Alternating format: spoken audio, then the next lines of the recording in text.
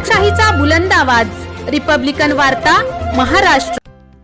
Purna police station येथे 75वा प्रजासत्ताक दिन साजरा। पोलीस निरीक्षक प्रदीप काकडे यांच्या हस्ते ध्वजारोहण। परभणी जिल्ह्यातील पूर्णा शहरातील पोलीस स्टेशन येथे भारतीय प्रजासत्ताक दिनाच्या 75व्या वर्धापन दिनानिमित्त ध्वजारोहण सोहळा प्रदीप काकडे यांच्या हस्ते 26 जानेवारी रोजी सोहळा संपन्न झाला। मानवंदना व सलामी देण्यात आली।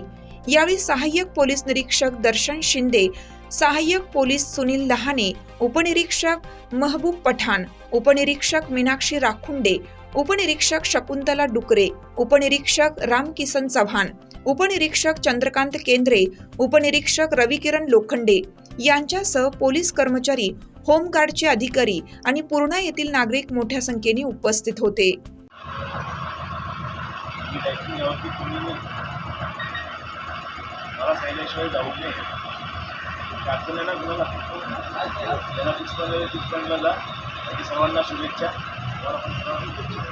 रिपब्लिकन वार्ता महाराष्ट्र पूर्णा परभणी प्रतिनिधी सय्यद सलीम सुहागनकर।